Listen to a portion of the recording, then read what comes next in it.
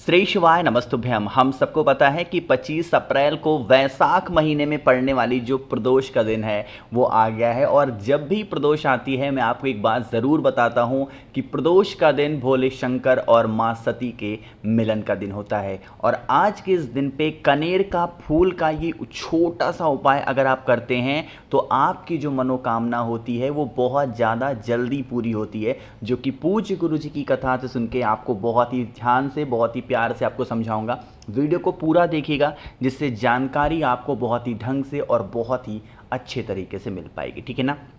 इसी की बात हम लोग कर रहे हैं। सबसे पहले स्क्रीन पे आप सभी को दिखाई दे रहा होगा कनेर का पुष्प, ठीक है ना। इस उपाय के लिए कनेर के पुष्प का लेना अनिवार्य होगा। मेरी बातों को पहले बहुत ध्यान से सुनिएगा।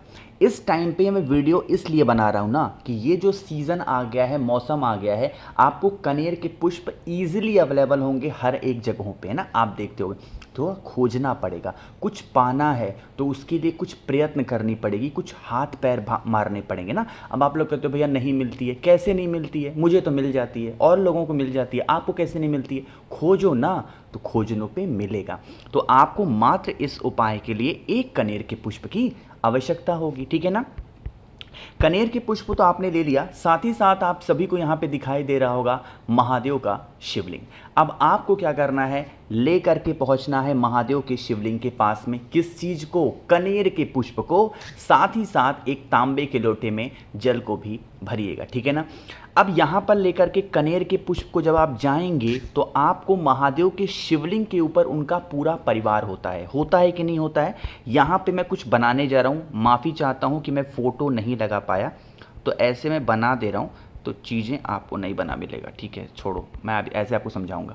देखो, जो कनेर का पुष्प लिया ना, सबसे पहले विघ्नहर्ता भगवान गणेश का स्थान कहाँ पे है? शिवलिंग पे, राइट साइड में। तो पहले उस कनेर के पुष्प को भगवान गणेश के स्थान पे टच कराओगे, स्पर्श कराओगे, ठीक है ना। दूसरा स्थान कौन सा होगा? आप सभी को टच कराना है माता अशोक सुंदरी के स्थान पे, ठीक है ना। दूसरी जगह हो गई। तीसरी जगह भोले शंकर के शिवलिंग के ऊपर एक स्थान होता है जिसे हम प्यार से कटी भाग बोलते हैं। इस कटी भाग पे कनेर के पुष्प को आपको टच कराना है। 3 जगह टच करा दिया। चौथी जगह आपको कहाँ पे टच करानी है? आप किसी भी महादेव के शिवलिंग के पास जाओगे तो महादेव का त्रिशूल होता है वहाँ पे। अरे होता ही कि नहीं होता? होता है। तो आपको क्या करना है, उस त्रिशूल पे एक बार कनेर के पुष्प को टच कराएंगे, स्पर्श कराएंगे। एंड द लास्ट वन, 5वीं ऐसी कौन सी जगह है? नंदी बाबा जो होते हैं उनका एक पैर उठा हुआ होता है। तो वो जो कनेर का पुष्प आपके पास में है उसे 5वां स्थान कौन सा होगा? नंदी बाबा के उठे पैर पे स्पर्श करा करके एंड देन आप सभी लोगों को उस कनेर के पुष्प को महादेव के शिवलिंग के ऊपर समर्पित करना है। जितनी जगहें मैंने आपको बताई हैं ये सारी जगह महादेव के लिए प्रिय हैं। महादेव का त्रिशूल अपने आप में प्रिय है। महादेव की सबसे प्रिय पुत्री माँ अशोक सुंदरी का स्थान अपने आप में प्रिय है। माता का हस्तकमल माँ पार्वती का स्थान होता है, वो अपने आप में प्रिय है। भगवान गणेश सर्वप्रथम पूजनीय देवता हैं, वो अपने आप में प्रिय हैं। जो नंदी बाबा होते हैं भगवान उनसे बहुत प्रसन्न होते हैं, वो उनके लिए बहुत प्रिय हैं। तो यही जो 5 स्थान उनके लिए बहुत प्रिय हैं, यहीं पे टच करा करके और अपनी मनोकामना कह के उस कनेर के पुष्प को महादेव के शिवलिंग के ऊपर समर्पित करके और 1 लोटा जल चढ़ा देने से यकीन मान लीजिए आपके घर परिवार में जिस भी लोगों की इच्छा नहीं पूरी हो रही है ना, उनके विशेष पूरी ज़रूर हो जाएंगी, ठीक है ना। चलो, तो आपको पहला उपाय समझ में आ गया होगा। आगे बढ़ते हैं अब इस वीडियो के हम लोग अपने दूसरे उपाय की तरफ। और ये जो दूसरा उपाय करना है वो आपको करना है कनेर के पुष्प के साथ में दोबारा से, ठीक है ना। इस उपाय को करने से आपके घर परिवार में किसी भी इंसान को या फिर फैमिली में परिवार में कैसा भी कष्ट चल रहा होगा ना, वो कष्ट हमेशा के लिए दूर होगा। कैसे करना है देखो, इसके लिए हमें मात्र फिर से दोबारा से 1 कनेर का फूल लेना है। कोई भी कनेर ले लो, इस बार पीला लेना है, पीला ले लो, जो व्हाइट वाला आता है वो भी ले सकते हो, कोई दिक्कत नहीं, ठीक है ना। 1 कनेर का पुष्प। साथ ही साथ अब जो ज़रूरत पड़ने वाली है उस बातों को सुनिएगा। हमें 2 लोटा जल लेना है, ठीक है ना। अब 2 लोटा जल का मतलब ये नहीं है कि आपको 2 लोटा जो क्या बोलते हैं इसको, अरे मुझे याद भी नहीं आ रहा, मतलब जैसे तांबे का लोटा ज़रूरी नहीं कि आपको चाहिए, आप 2 स्टील ले सकते हो, आप 2 तांबे का ले सकते हो, आप 2 ग्लास ले सकते हो, 2 कटोरी ले सकते हो। मेरी पूरी बातों का कहने का मतलब ये है कि आपको कोई भी 2 पात्र में जल लेना है, ठीक है ना। कनेर के पुष्प को लीजिएगा। घर परिवार के जो भी कष्ट होंगे उसके लिए हम उपाय कर रहे हैं ना। फेस कहाँ पे रखना है? उत्तर दिशा, नॉर्थ डायरेक्शन। अगर इस उपाय को आप मंदिर में कर रहे हो, वैसे मंदिर में ही करना चाहिए। और हाँ, एक बात और बता दूं, जब भी आप प्रदोष का कोई भी उपाय करेंगे तो वो उपाय प्रदोष काल में करना होता है, इस चीज़ का विशेष ध्यान दीजिएगा, ठीक है ना।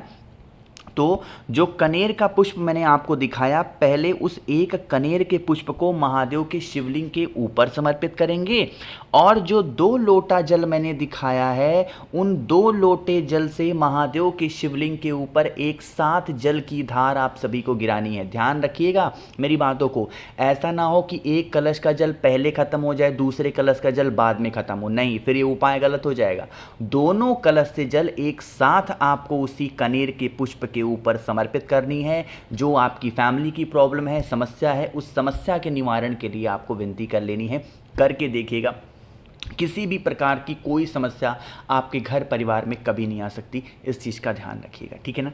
चलो, तो यहाँ पे 2 उपाय की हमने बात कर ली है। आगे बढ़ते हैं इस वीडियो के बहुत स्पेशल और बहुत ही प्यारे से उपाय की, जो कि हमारा तीसरा उपाय है ना। लेकिन उपाय बताने से पहले आपको एक छोटी सी जानकारी देना चाहता हूं। आपको पता है कि 25 तारीख से लेकर के और लगातार 30 तारीख तक बहुत सारे व्रत पर्व पड़ रहे हैं, साथ ही साथ मासिक शिवरात्रि है, साथ ही साथ अक्षय तृतीया है, साथ ही साथ चंद्र दर्शन भी पड़ रहे हैं। तो ये बहुत सारे पर्व पड़ रहे हैं, तो इसीलिए 25 तारीख से लेकर के और 30 तारीख की रात 12 बजे तक आप सभी के लिए बहुत ही शानदार सा ऑफर लाया हूं ना। वो ऑफर आपको सुन के बहुत अच्छा लगने वाला है, बहुत ध्यान से सुनिएगा। देखो, ऑफर वही है, मतलब थोड़ा चेंज किया है मैंने, नया चीज लाया हूं। 7 मुखी रुद्राक्ष होता है धन प्राप्ति, और 9 मुखी रुद्राक्ष होता है घर की लड़ाई झगड़े को खत्म करने के लिए। इनमें से कोई भी एक आप मुझसे खरीदते हो, इसके साथ में देखो आप लोग को कौन कौन सी चीजें मुफ्त दे रहा हूं। ये जो आपको महादेव का शिवलिंग दिखाई दे रहा है, ये मैं आपको बिल्कुल फ्री दूंगा, जिनके ऊपर जैसे ही हल्का सा एक भी बूंद आप जल चढ़ाओगे, इनमें से लाइट जलेगी। ये मैं आप लोग के लिए लाऊं कि आपके अपने बच्चों को हैबिट दिला सको कि हाँ, हमें भी महादेव के शिवलिंग के ऊपर जल चढ़ाना। ये मैं आप लोग को बिल्कुल फ्री देने वाला हूं। दूसरी चीज, महादेव के जप करने के लिए, श्री शिवाय नमस्तुभ्यम का जप करने के लिए दूसरी चीज, रुद्राक्ष की माला मैं आपको बिल्कुल फ्री देने वाला हूं, जिसके कोई पैसे नहीं लेना। तीसरी चीज, महादेव को समर्पित करने के लिए 50 ग्राम भस्म मैं आपको फ्री दूंगा। 5 मुखी रुद्राक्ष मैं आपको फ्री दूंगा। 3 मुखी रुद्राक्ष मैं आपको फ्री देने वाला हूं। ये सभी चीजें मैं आप लोग को बिल्कुल मुफ्त में और फ्री में देने वाला हूं। ऐसा लाभ, ऐसा ऑफर आपने इससे पहले इस चैनल पे कभी नहीं देखा होगा। तो ऑफर का लाभ उठाना है, जल्दी से मैसेज करिए। 9005643345 मेरा व्हाट्सएप नंबर है। ध्यान रखिएगा, कैश ऑन डिलीवरी की भी सुविधा उपलब्ध करा रखी है, बहुत ही कम प्राइस में, और आपके घर पे पहुंच जाएगी, ठीक है ना। अब बातें करते हैं इस उपाय की। देखो, यहां पे आप सभी को दिखाई दे रहा होगा क्या, बेलपत्र, जो कि महादेव की सबसे प्रिय चीज है। तो इस उपाय के लिए 2 बेलपत्र चाहिए, और आप इस उपाय को अपनी किसी भी प्रकार की मनोकामना को, चाहे वो कितनी भी बड़ी हो, कितनी भी छोटी हो, आप इस उपाय को कर सकते हैं। इसके लिए आप सभी लोगों को पहले तो क्या करना है भाई, 2 बेलपत्र लेना है। कितनी बेलपत्र? 2 बेलपत्र को लेकर के पहुंचना है महादेव के शिवलिंग के पास में, ठीक।